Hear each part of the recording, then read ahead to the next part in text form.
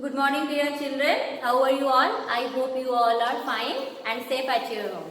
That's great. So, children, now welcome to your maths class. So, the chapter that we had started is fraction. Until now, what are the things you have already learned? Yes, you learned about what is a fraction and some types of fraction. You learned about like fraction, unlike fraction, proper fraction, and also about improper fraction. So, today I will start from mixed fraction. Okay? So let's start today's class. Suppose your mama bought a chocolate for you and your brother. Okay? Now, so you are two and the chocolate is one. Now you two have to divide this chocolate, right? So that you two get equal amounts of chocolate. So just see how many bars are there in this chocolate. Let's count. 1, 2, 3, 4, 5, 6, 7, 8, 9. Total 9 bars are there, right? Now if you divide this chocolate between you and your brother, then you will get, suppose, 4. 1, 2, 3, 4. If you get 4 and your brother also takes 4, that is 1, 2, 3, 4. So this 4 for your brother and this 4 for you. But after getting 4 and 4, okay, 4 for you and 4 for your brother. So after dividing 4 among you and your brother, you can see still 1 bar is left. This 9th part, this is left. Then what to do? Obviously, you will divide this part also equally, but this is the one whole part again. So that you have to again divide equally between you and your brother. So what you will, how much portion you will get? You will get just half portion of it. Okay, half you will get and half your brother will get. So you will get 4 and half and your brother will also get 4 and half. So here you can see this fraction is a combination of whole number and proper fraction, right? This portion is whole number, this 4 and this is proper fraction. So this is known as mixed fraction. Let's know more about it. So, by this example, what did you learn? What is a mixed fraction? When an improper fraction is written as a combination of a whole number and a proper fraction, it is called a mixed number or mixed fraction. See, this is a mixed fraction. Why? Because this is a combination of whole number. This part is whole and this is a proper fraction. Like so, this is the combination of whole number and proper. Why this is proper? This part you can see the numerator is less than the denominator. So this is the example of mixed number. Now you will learn how to convert from mixed to improper fraction. So suppose this is a mixed fraction because you can see it's a combination of whole number. This is the whole part, this is the whole number. Just like you have divided the chocolate, you got 4 and half part and your brother got 4 and half part, right? So this is the whole number, whole part and this is the proper fraction. Now how to convert it to improper fraction? I hope all of you can remember what is an improper fraction, where numerator is greater than the denominator. So let's convert it. What is the rule? First you have, the denominator will remain same. So first, in the first step you just write the denominator as it is. Denominator is 4, so it will remain as it is. Then for the numerator, what you have to do? You have to multiply the whole number with the denominator. See, you multiply. Then plus you have to add with the numerator that is there. So 4 multiply 2, you can see multiplication symbol. Then you have to add that product with the numerator, that is 3. So after you find the product, 4 2s are 8 and 8 plus 3 you have to do, that is 11. And already said that denominator will remain as it is. So it was 4, it will remain 4 only. So this is the improper fraction. So our conversion is done. You can see the numerator has become now greater than the denominator. That is why this is improper fraction. So this way you can convert from mixed to improper fraction. Now children, let's learn how to convert improper fraction to mixed fraction. You can see this is the improper fraction 11 by 4. Okay, because the numerator is greater than the denominator, right? Now how to convert it to mixed fraction? Divide the numerator by the denominator. Okay, so You have to divide this numerator, that is 11, by this denominator, that is 4. Okay, so divide it. 4 2s are 8. Then if you subtract, you will get 3. Right? Now, how to find the mixed fraction? Divide the numerator by the denominator. We have done this in the step on this. The quotient obtained is the whole number. You know we are finding the mixed number, and mixed number is a combination of whole number and proper fraction. So whole number will be the quotient part. So this will be the whole number. Now, and the remainder is the numerator. So what is the remainder? 3. So this will be the numerator. So right here, and of the functional part of mixed numerator, and that denominator what was there, it will remain same. So this way you can find the mixed fraction from the improper fraction. So this way, these are the rules. Okay, so this is our mixed fraction.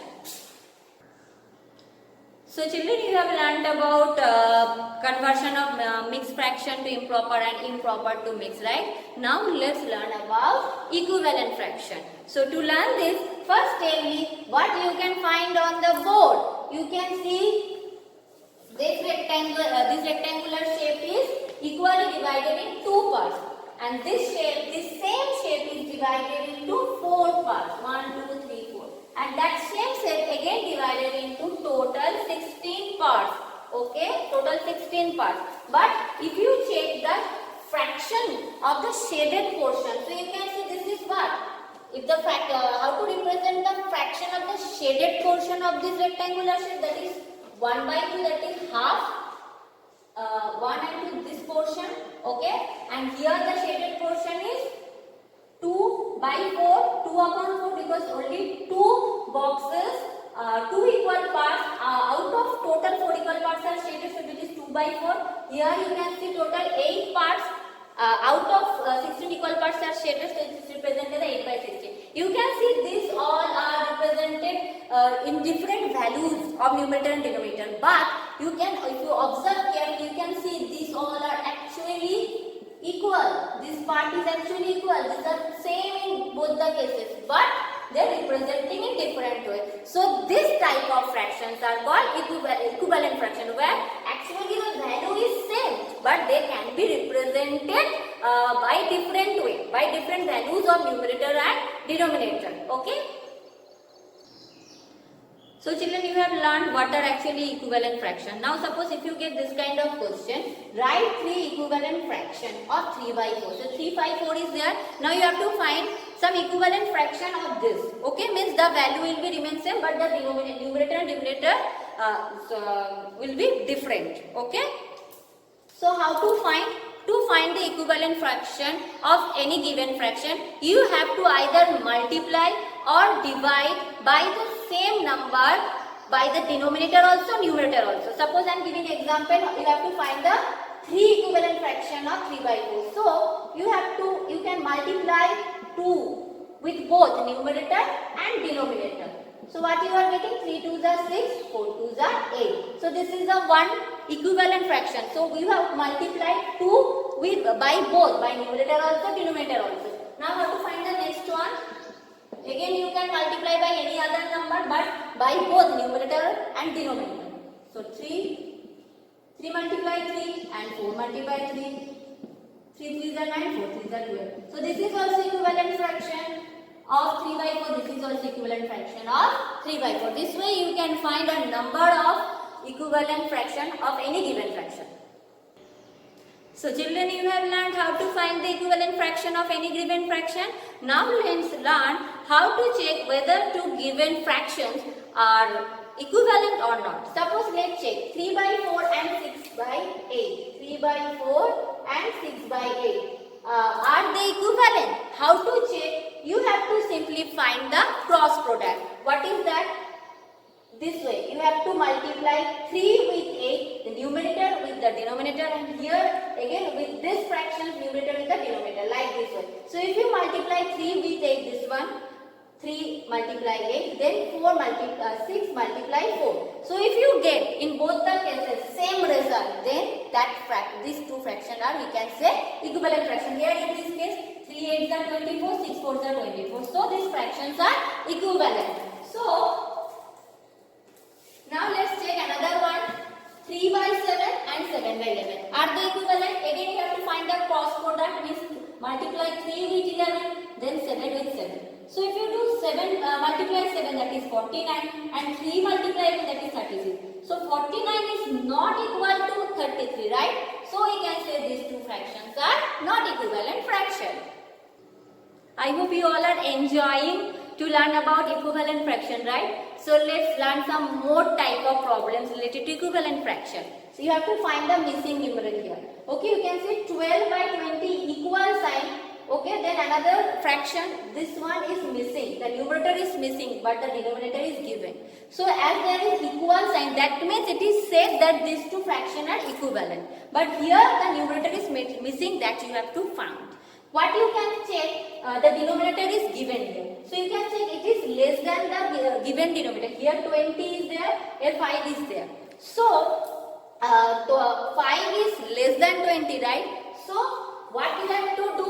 You have to find a number by which if you divide you will get this, right? So by which number if you divide 20 will get 5. That is 4 only. 20 divided by 4 if you do, then you will get 5, right? So here that's the answer you got. So you know to find the equivalent fraction, you have to either multiply or divide by the same number with the denominator also, numerator also. So as you have got 5 here, so obviously you have to divide 4 by the numerator also. So if you, because it is divided, 4 is divided by the numerator. Okay, the denominator is divided by 4. Obviously the numerator has to be divided by 4 because this is an equivalent fraction. So 12 divided by 4, if you will get 3 here. Right? This way you can do. Another easy way I am telling you. You know the cross product will be always equal, so you can simply find the cross product. 12 5 is 60. You got. Now here has to be 60, right? If you multiply any number with this, it has to be, if you multiply the numerator with 20, it has to come 60 because the cross product of this and this has to be equal. So if you get 12 5 60 you have got. So what exactly number you should multiply with 20 so that you will get 60. So what you have to do, find the cross product. Okay, that is 60. Then divide this denominator with this. Okay, so simply divide 60 by 20. What is your answer? 20 is the 60. So you will get the answer, that is 3. Okay, same way you can try here. 6 by 10 and 30. But here you have to find the missing numeral. So what you can do? You simply find the cross product first. What is given? So 10, 30. That is 300. Now you have to multiply a number with 6 so that the result should come 300. So simply again you will divide 300 by 6. So what is coming? 50, right? 50 is coming. So here the answer will be 50. So children, in this way you can find the missing numeral. You can use the cross product rule, or also you can find, suppose 10, this was missing. So you can easily find by which number if you multiply 6 you get 30 because it is given. By 5 only, right? The same number you have to multiply with the denominator. So that is 5. So again you are getting 10 5s are 50. So you can apply any of the rule, whatever you find it suitable for you. And if you get confused, you can ask me. If you practice more and more, it will be clear to you. Okay? In next day also, you will revise about equivalent fraction and will do something more in fraction. Okay? So till then, you practice this kind of sums at home and stay safe. Thank you.